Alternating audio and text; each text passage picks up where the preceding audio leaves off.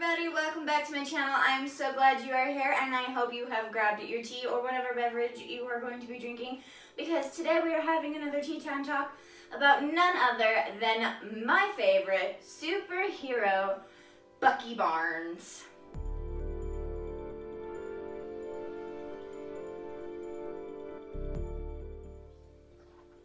So, Bucky Barnes, James Buchanan Barnes, is my favorite superhero. If you could see how much Bucky Barnes things I have, you might be slightly shocked, but only if you didn't know my obsession with James Buchanan Barnes. As I stated last week, I do think that Bucky should be the next Captain America, but I also said I don't think that's actually going to happen, because I think that Bucky is one of the most underappreciated people in the MCU ever. And there are a lot of people that are underappreciated. Bucky deserves so much more respect than he gets. In my totally biased opinion, I think that Bucky is 75% of the reason Steve really does anything. I think 75% of Steve's decisions are based on Bucky Barnes. You know, we wouldn't have the Captain America we have today if it wasn't for Bucky Barnes. Like, seriously. Yes, he chose to join the army and do the experiments all on his own, right? But then the doctor died. Oh gosh. And then he was selling bonds. Either that or he was going to be sent to a laboratory to figure out how the serum worked. So he wasn't allowed to really do much. And so nobody really knew what Captain America could do. That's just a name that they gave him to sell bonds. Until he went across seas and then found out that men were missing, and then he went and saved them. And one of those men was Bucky. But he didn't react till he found out that it was Bucky that was missing. Go back, watch it, guarantee he is hearing this from Peggy, that a bunch of men got lost behind lines, and he's like, yeah, that's really sad. That happens. I'm really bummed out. Then he hears 107, and that means that Bucky is missing. And then he goes and he saves those men. And that's what starts him off on this journey of defeating Hydra and becoming Captain America that we know and love, okay? And then when Bucky dies, he is immediately 1,000 times more reckless. I mean, he crashes a plane. I feel like if Bucky was there, things would have gone a little differently. In Avengers, it's him just being Steve. Steve is a great guy. That's him reacting to saving the world 1 month in his timeline after losing his best friend. And I think it was, if I'm correct, I could be mistaken. I believe that was 10 days after he was woken up out of the ice is when Fury went to go get him for Avengers. So he... Avengers is him without Bucky, living in a world where he has nothing to really ground himself in, but trying to do the right thing. No wonder he's so grumpy and so salty. Winter Soldier, he's doing his thing, what Captain America should be doing, and then he finds out that Bucky's alive. Okay?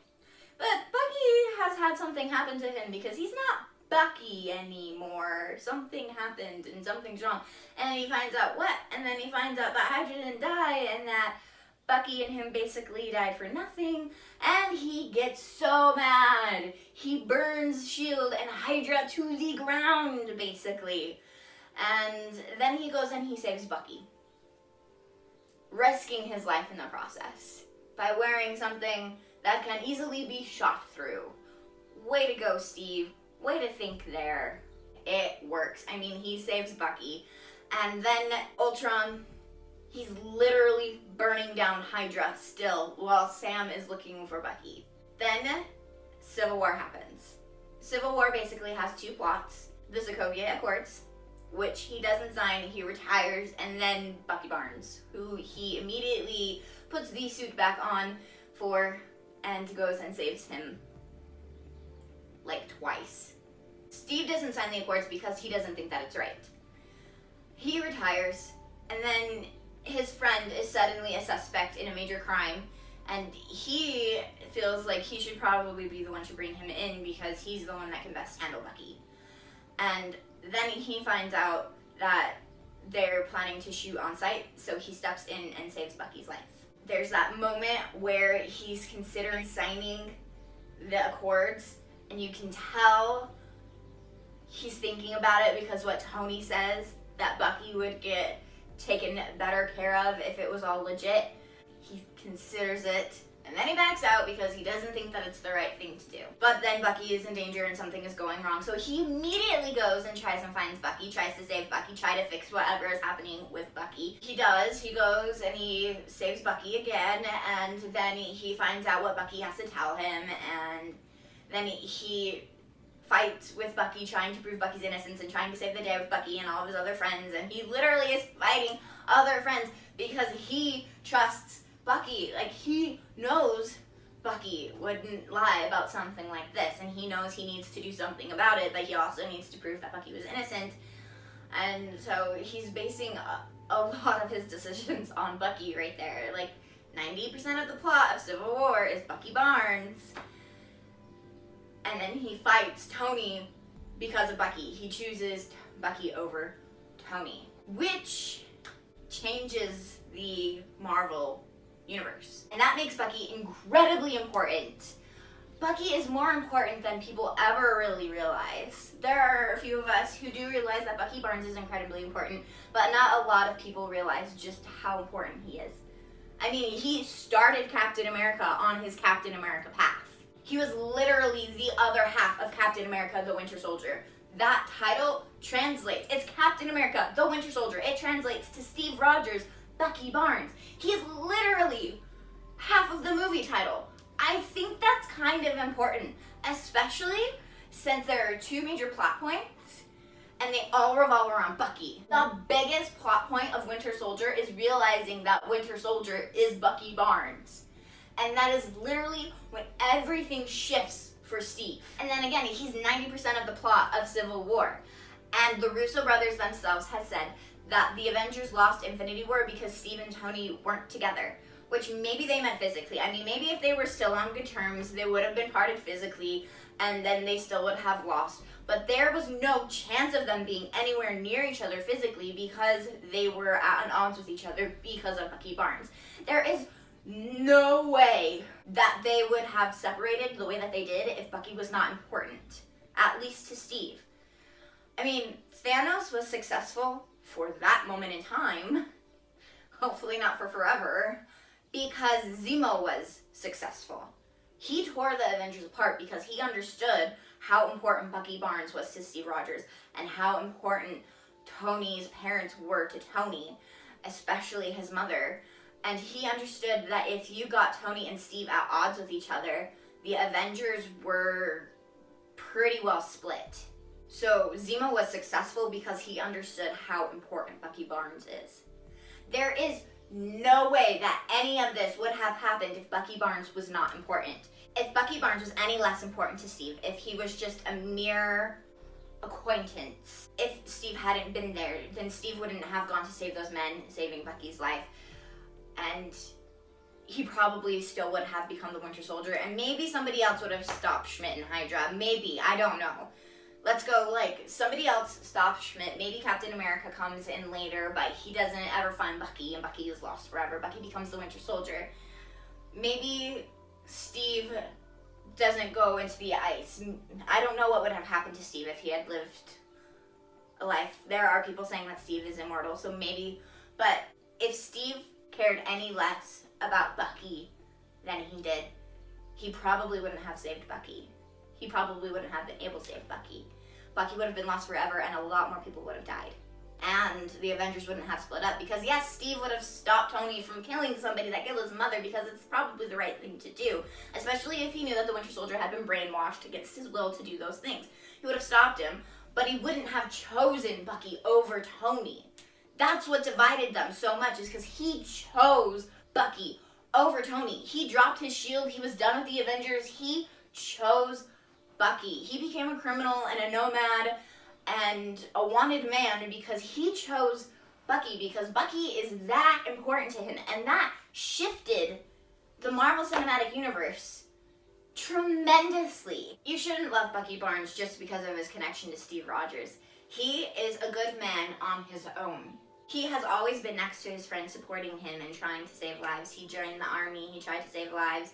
He's always worried about those that he cares about being hurt and being safe, and he is a good man. He was also unapologetically himself, and he never wavered from his beliefs in Captain America, the First Avenger. He probably could have gotten at least a little bit of a break after being tortured and experimented on, but he didn't take a break. He wanted to be next to his best friend, supporting him and saving lives in the war. I mean, he was willing to die in a fire before leaving Steve behind. He didn't know what Steve could do. He didn't think he could make the jump, and he refused to leave him behind. He would rather die than leave his best friend behind. Because of his willingness to die, saving lives, he almost died like 10,000 times, and he was okay with it every time, and that is heartbreaking. In The Winter Soldier, the moment we see he recognizes Steve, you can see that shift, and he does not let go of those memories easily. He's fighting, and it brings him pain. And then the second time we see him remembering Steve, we can see the shock and the pain on his face right there. This is his best friend, and he never wanted any of this to happen, but there he is, punching his best friend bloody. And then Steve falls. And then without even really 100% knowing who he is or why he cares about this man so much, he saves his life. After that, he's learning about himself. And you can see he's mad at the end of Winter Soldier. You can see he's mad at having his life taken away from him. But does he go on a rampage and start killing Hydra agents left and right, creating havoc everywhere he goes? No. He goes and he hides away from the world, away from fighting, and he's just trying to remember who he is. He's writing down his memories. He's living a quiet life. He's being a peaceful person. And then the soldiers come to kill him. And he knows why they're coming, and he knows he didn't do it. But when Steve is there, he says that it's a good strategy to shoot him on sight, to kill him, basically. And he doesn't fight them to hurt them. He's constantly fighting to just get away, to survive, to go back to being a peaceful person. But he's not allowed that. And then again, he gets turned back into the Winter Soldier, and we see it causes him pain, and he doesn't want to do it because he finally has his mind and his freedom back. He doesn't want to go back to being the Winter Soldier, to being someone else's puppet. And then we see Steve save him. He is physically and visibly distraught over what has happened, and he tries his absolute hardest to remember what the guy wanted, to solve the mystery, to do what's right, to save the day. And in the end, he doesn't think that he is worth the sacrifices that Steve and his friends made for him. He knows he's innocent. He knows he was brainwashed. He knows that Steve doesn't fault him for any of the things that the Winter Soldier did. But he also remembers the things that the Winter Soldier did. And he doesn't think that he's worth it. Which is a shame because he is a good man and a good friend. And he only ever fights Tony to get away or to protect Steve. And he never fights Tony to hurt Tony. He only fights to stop Tony. And then Tony blows his arm to pieces, like disintegrates his arm, which could have killed him. And even then, he is still fighting to protect Steve, to give Steve more time. And then, at the end of it all, he decides he'd rather go back to being frozen than to being free and possibly having somebody use him as a weapon again. He thinks it's the best for everybody if he just is never allowed to be a weapon again. When he's finally free and finally allowed to be woken up, he decides that he wants to raise goats with one arm. He just wants to live a peaceful life. I mean, the dude's been fighting for most of his life, and not willingly either, for a good portion of it. He just needs a break. But then when war comes to them, he immediately gets ready to risk his life and try saving the lives of others with his friends. And he's the first to get dusted. The first to get dusted. And I don't think that's fair. I mean, the man just wanted to live a peaceful life. He never chose any of the bad things to happen to him, especially not by his hand. He never wanted any of this. He just wanted to do what was right. He wanted to be a supportive best friend, and he wanted to save lives and make the world a better place. I think that those are good traits to be Captain America. I think he should be Captain America. I think he knows Steve better than anybody else. He would know exactly what Steve would want him to do. I think Steve would want him to become Captain America because Captain America could probably help him. Continuing on the good work of his best friend, the man who saved his life, and he saved his life as many times over. I think he should become Captain America. And I would like to say that I think that they will make him Captain America because in every single movie that he is in, he uses the shield, and we know he knows how to use the shield. The only other person that I think that uses the shield that way is Clint and Natasha. I think that those are the only two people that have actually ever used the shield. And I'm pretty sure Clint was just throwing it back to Steve, and Natasha used it for like a second in Ultron. I could be wrong, but I want him to be Captain America because I think he deserves to be Captain America. I think he deserves more respect than 90% of the Marvel Cinematic Universe's fan base is getting him. He is a good man, he is an important man, and he's like 75% of the reason Steve does anything, and we all know that Steve is a good man. So why can't we give Bucky the love that he deserves? Bucky Barnes is not a villain. He's my favorite superhero. So that's it for this week's video. I hope you guys enjoyed our little tea time talk about Bucky Barnes. If you guys liked it, please give it a thumbs up and comment down below your thoughts on Bucky Barnes and who your favorite superhero is. Please go check out my other socials if you guys are at least slightly interested in all of my other day-to-day life things. And don't forget to subscribe and click the notification bell if you haven't, so that you can see all my other videos coming up, because next week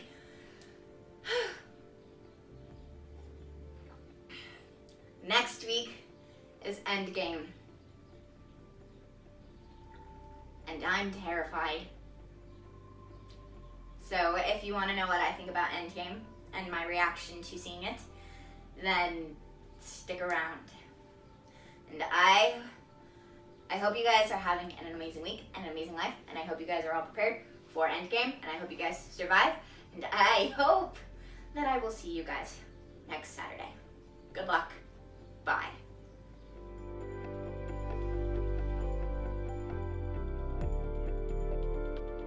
I'm not obsessed with Bucky Barnes at all. I just wrote, like a 6-page essay about Bucky Barnes and why he's a good man and why he deserves more respect and why he needs to be loved more. Just 6 pages, over 2,000 words. That's it.